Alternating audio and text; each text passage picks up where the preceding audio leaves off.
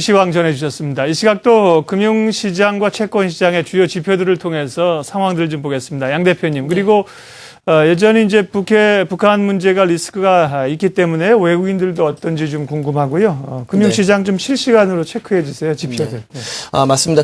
우리 시청자 여러분들이 주식 매매를 하면서 주식 시장에 한정돼 가지고 시장을 바라보시는데요.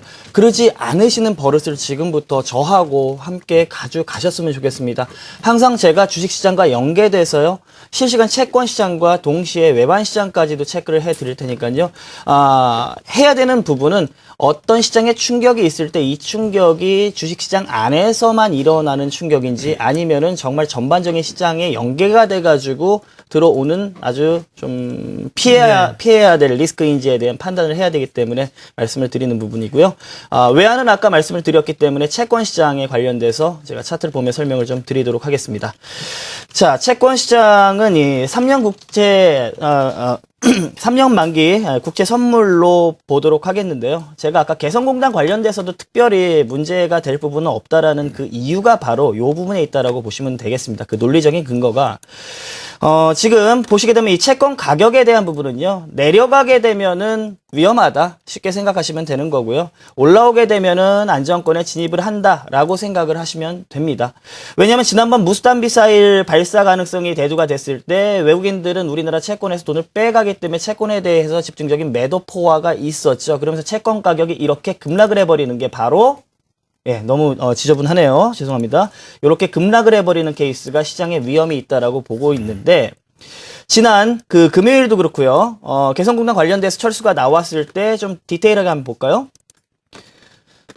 지난 금요일 개성공단 관련되었고 철수 얘기가 나왔을 때도 채권 시장에서는 별다른 흐름이 없었습니다. 그리고 그 이후에 월요일 시장이 반영이 됐는데도 불구하고 채권 시장은 안정적으로 올라오고 있는 상황이기 때문에 그 개성공단 관련된 리스크가 우리나라 재점화되는 그런 컨트리 리스크로 작용하지는 않는다라고 생각을 하시면 될 것 같고요. 자, 두 번째 또 하나의 지표를 보시게 된다 그러면 이 CDS 프리미엄이라는 부분을 보셔야 됩니다. 이 CDS 프리미엄 많이 들어보셨을 텐데요. 어떤 국가가 채무 불이행을 하거나 아니면 디폴트가 되는 거에 있어가지고 보험, 그러니까 대신 그거를 지급해 주겠다라고 들어놓는 보험에 대한 보험료라고 생각을 하시면 되고요.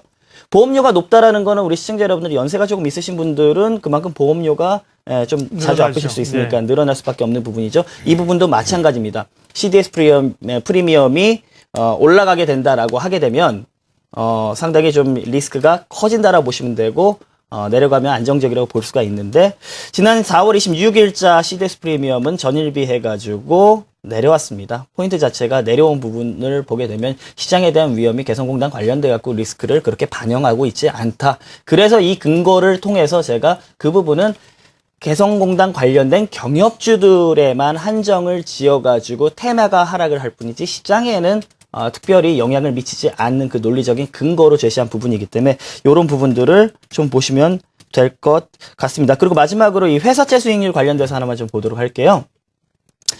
자, 이 스프레드 분석이라고 할 수가 있겠는데요. 우리나라 안에 있는 그 기업들에 대한 리스크의 크기를 가늠을 하는 부분입니다. 쉽게 설명드려서 이 스프레드 분석은 회사채의 수익률에서 이 국채의 수익률을 뺀 겁니다. 그러니까 쉽게 설명드려가지고 위기가 상당히 크게 발생을 하게 되면 먼저 수익률, 이 이자율이 늘어나게 되는 거는 위험이 아무래도 국채보다는 큰 회사채가 더 크게 나기 때문에 스프레드가 올라간다라는 부분은 상당히 시장의 위험이 발생을 했다라고 볼 수가 있는데 2년 흐름을 봤을 때 지금 지속적으로 하락을 하고 있죠. 이 부분은 시장에 대한 조달 비용, 조달 금리를 근거로 해 봤을 때도 우리 증시에 대해서는 특별히 리스크가 크게 감지가 되고 있지 않는 상황이다라고 생각을 하시면 되겠고요. 지금 현재 수급에 의한 주식시장 안에서의 흐름이 거의 주된 하락의 요인으로 작용을 할 부분이기 때문에